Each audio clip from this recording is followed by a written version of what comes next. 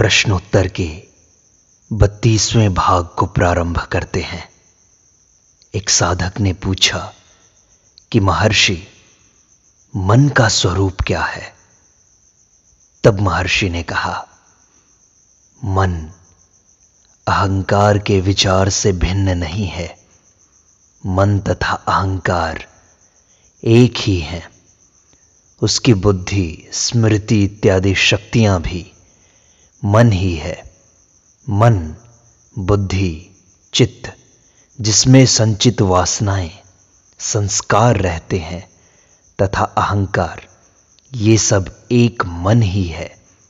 यह ऐसा है जैसे किसी मनुष्य को उसके विभिन्न कार्यों के अनुसार विभिन्न नाम दिए जाते हैं। वैयक्तिक जीव इस अहंकार से भिन्न कुछ भी तो नहीं है। महर्षि, हम मन के स्वरूप को कैसे जान सकते हैं? सभी विचारों में सबसे मूल्यवान विचार देखोगे तो अहंकार का, अहम भाव का विचार सबसे अधिक महत्व का लगता है। व्यक्तित्व विचार अन्य सब विचारों का मूल है, क्योंकि प्रत्येक वृत्ति या विचार किसी व्यक्ति विशेष के विचार के रूप में ही प्रकट होता है और अहंकार से स्वतंत्र उसका अस्तित्व कहीं भी नहीं देखा जाता है। इसका अर्थ यह हुआ कि अहंकार विचार प्रक्रिया प्रदर्शित करता है। प्रथम पुरुष मैं को ही तुम, वह इत्यादि द्वितीय तृतीय पुरुष दिखाई देते हैं। यदि मैं नहीं होऊंगा तो दूसरे तथा तीसरे भी नहीं होंगे। जैसे कि नींद में तुम नहीं होते तो ये संसार भी तो नहीं होता। तो ऐसा लगता है कि तीनों पुरुषों का साथ साथ उदय और अस्त होता है। इसलिए इस मैं या व्यक्तित्व के अंतिम कारण का अन्वेषण करना चाहिए। यह मैं कहाँ से उत्पन्न होता है? इसे अंदर ढूंढिए तो वह अदृश्य हो जाता है। यह ज्ञान मार्ग है। जब मन अपने स्वरूप का निरंतर अन्वेषण करता है तो अंत में यह ज्ञान होता है कि मन जैसी कोई वस्तु नहीं है। यह सबके लिए सीधा और सरल मार्ग है। मन विचार समूह मात्र है। सब विचारों का मूल अहंकार का विचार है। इस प्रकार केवल अहम का विचार ही मन है। अहंकार का विचार, उसका जन्म व्यक्ति का जन्म है और उसकी मृत्यु व्यक्ति की मृत्यु है। नींद में तुम्हारे अहम का विचार भी खत्म हो जाता है। तुम स्वयं को भी नहीं सोच पाते, इसलिए नींद में कोई व्यक्तित्व नहीं रहता। अहम विचार के उत्पन्न होने पर शरीर के साथ गलत तादात्म्य होता है। अहंकार का विचार त्याग कर दो। जब तक मैं जीवित है तब तक दुख, द्वंद्व, शोक, पीड़ा ये सब रहेंगे। जब मैं का अस्तित्व लुप्त होता है तो शोक नहीं रहता। हाँ महर्षि, लेकिन जब मैं अहंकार के विचार को पकड़े रहना चाहता हूं तो अन्य विचार उत्पन्न होते हैं, मुझे परेशान करते हैं। देखिए कि ये विचार किसके हैं तो वे अदृश्य हो जाएंगे। बार बार ढूंढिए कि विचार किसको उठते हैं, कौन इन विचारों को पकड़े रहना चाहता है। तब अन्य विचार लुप्त हो जाएंगे। अहम विचार उनका मूल है, उसे पकड़े रहिए तो वे लुप्त हो जाएंगे। महर्षि, जब अहंकार द्वारा शुरू करते हैं प्रश्न करना तो उसी की असत्यता को कैसे प्रकट कर देगी उसी के विचारों की कल्पना? अहम विचार जहां से उत्पन्न होता है उस मूल स्रोत में जब आप डुबकी लगाते हैं तो आप अहंकार के दिखावे के अस्तित्व से परे हो जाते हैं। महर्षि, लेकिन क्या अहम वृत्ति उन तीनों रूपों में एक नहीं है जिनमें अहंकार स्वयं को प्रकट करता है? योग वासिष्ठ तथा अन्य प्राचीन ग्रंथ अहंकार को 3 रूपों वाला बताते हैं। सही है, अहंकार को स्थूल, सूक्ष्म एवं कारण, इन 3 शरीरों वाला बताया जाता है, लेकिन यह केवल विश्लेषणात्मक निरूपण के लिए है। यदि अन्वेषण की पद्धति को अहंकार के रूपों पर आश्रित बनाना पड़े तो किसी भी प्रकार की गवेषणा असंभव हो जाएगी, क्योंकि अहंकार असंख्य रूपों को धारण कर सकता है। इसलिए आत्मानुसंधान के लिए आपको अहंकार का एक ही अहम वृत्ति वाला रूप है ऐसा मानकर चलना पड़ेगा। पर महर्षि, शायद ज्ञान प्राप्ति के लिए इतना काफी न हो। अहंकार की वृत्ति के सूत्र को पकड़कर आत्मा का अनुसंधान करना ऐसा है जैसे कुत्ता सूंघकर अपने मालिक को पा लेता है। मालिक चाहे अनजाने दूर के स्थान में हो, लेकिन यह कुत्ते के मार्ग में विघ्न नहीं बनता। उस प्राणी के लिए अपने मालिक की गंध ही पर्याप्त संकेत है। उसके वेश की, आकार की, ऊंचाई इत्यादि की जानकारी जरा भी आवश्यक नहीं है। कुत्ता उसे ढूंढते समय उसकी गंध को एकाग्रता से सूत्र की तरह पकड़े रहता है और अंत में उसे पाने में सफल होता है। महर्षि, मन के दूसरे विचारों को छोड़ करके इस अहंकार के विचार के मूल की तलाश को ही हम आत्म साक्षात्कार का सीधा मार्ग क्यों मान लें? यह प्रश्न फिर से अनुत्तर रहा है।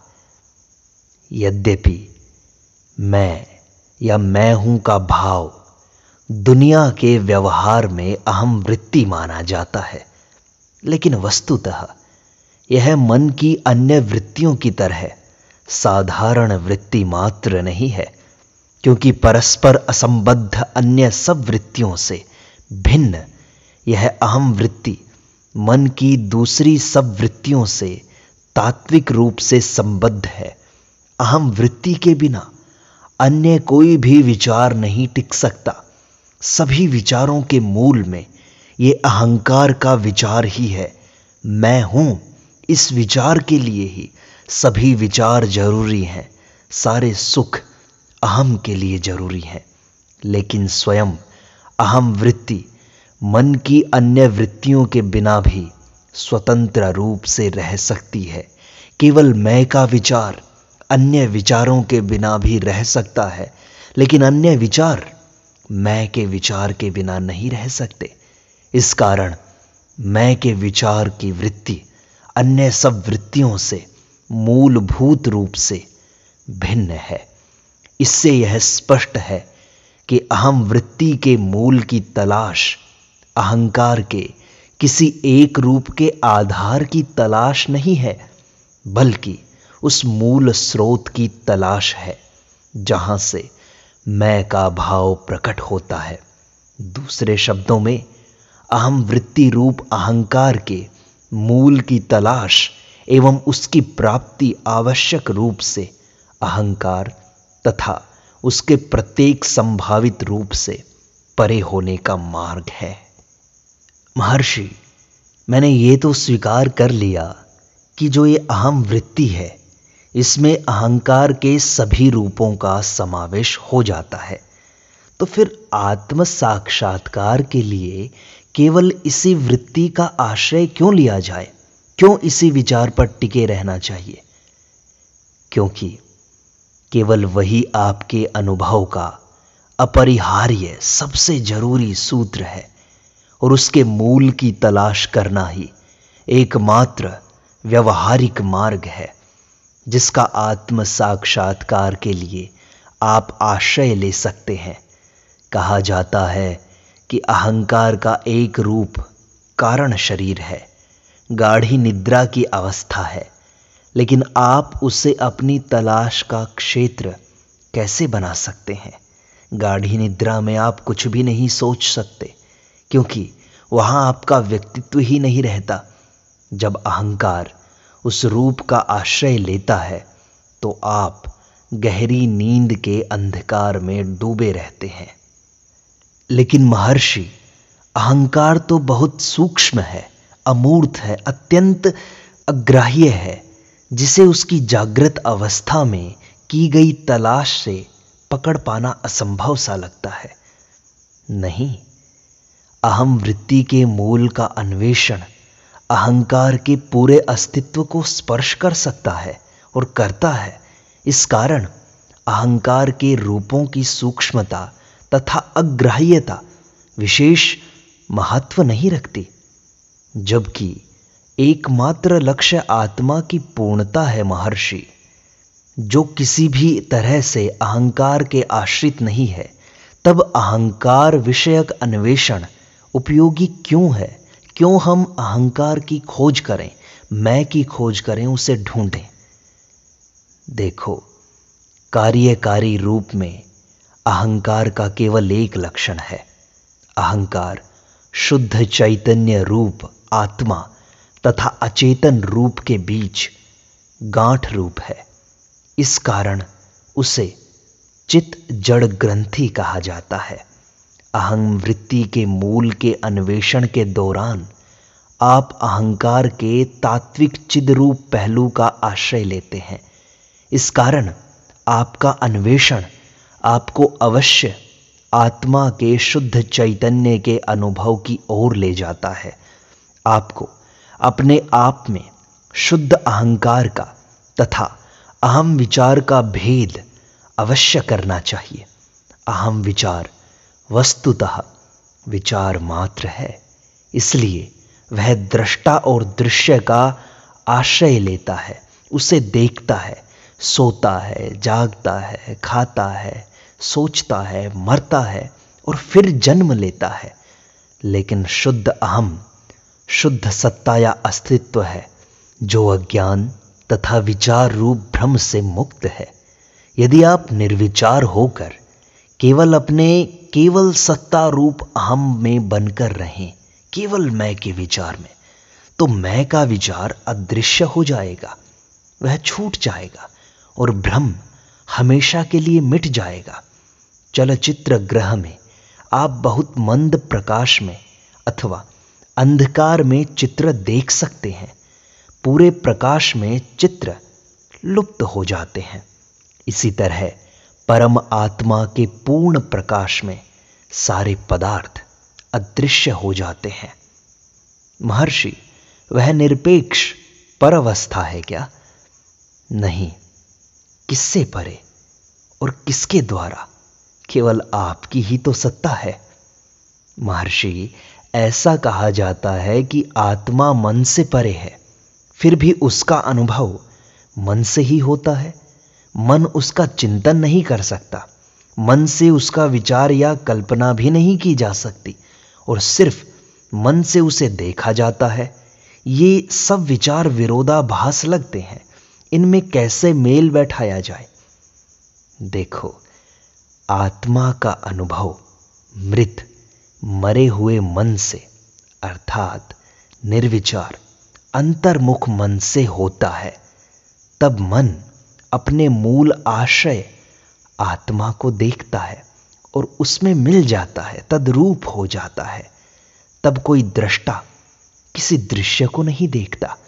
जब कमरे में अंधेरा हो तो वस्तुओं को देखने में नेत्रों की सहायता के लिए दीपक आवश्यक होता है, लेकिन जब सूर्य उदय हो जाए तो उसकी आवश्यकता नहीं होती। सूर्य को देखने के लिए दीपक की आवश्यकता नहीं होती। आप अपने नेत्रों को स्वयं प्रकाश सूर्य की ओर मोड़ें, इतना ही केवल जरूरी है। इसी प्रकार मन का उपयोग है। पदार्थों को देखने के लिए मन के प्रतिबिंबित प्रकाश की आवश्यकता है। हृदय को देखने के लिए मन को उसकी ओर अंतर्मुख कर देना पर्याप्त है। तब मन नष्ट हो जाता है और हृदय प्रकाशित हो उठता है। मन का मूल तत्व चैतन्य या सभानता है, भान होता है। जब वह अहंकार के अधीन होता है तब वह तर्क करने की, विचार करने की और इंद्रियों से ग्रहण करने की शक्ति के रूप में कार्य करता है। चूंकि वैश्विक मन अहंकार से सीमित नहीं होता, इसके लिए स्वयं से भिन्न कुछ भी नहीं है, अतः वह केवल चैतन्य रूप है। मैं हूं, वही मैं हूं, I am that I am. इस बाइबिल के कथन का यही तो अभिप्राय है।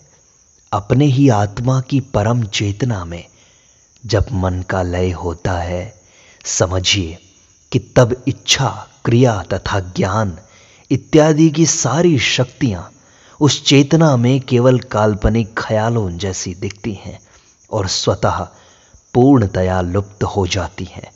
स्मृति एवं विस्मृति जैसे द्वंद्वों के सहारे कार्य करने वाला अशुद्ध मन ही जन्म मरण चक्र रूप संसार है। विचार तथा विस्मृति की क्रियाएं जिससे नष्ट हो गई है, ऐसा सच्चा अहम ही मोक्ष है और उसमें जन्म मरण का हेतु प्रमाद आत्मविस्मृति नहीं है। तो महर्षि, अहंकार का नाश किया कैसे जाए? पहले अहंकार को पकड़ करके तो दिखाओ, फिर पूछो कि इसका नाश कैसे किया जाएगा। पहले जानो तो सही कि अहंकार है क्या। यह प्रश्न कौन पूछता है? यह अहंकार ही तो पूछता है। क्या अहंकार कभी भी स्वयं अपने मृत्यु की सम्मति, उसकी सहमति दे सकता है? ऐसे प्रश्न पूछते रहना अहंकार को सुरक्षित रखने का मार्ग है, उसे नष्ट करने का नहीं। यदि आप अहंकार को प्रामाणिक रूप से तलाश करेंगे, सच्ची खोज करना चाहेंगे, तो आपको ज्ञात होगा कि उसका अस्तित्व नहीं है। यही उसके विनाश का मार्ग है। महर्षि, आत्मानुभव किस प्रकार संभव बनाया जाता है?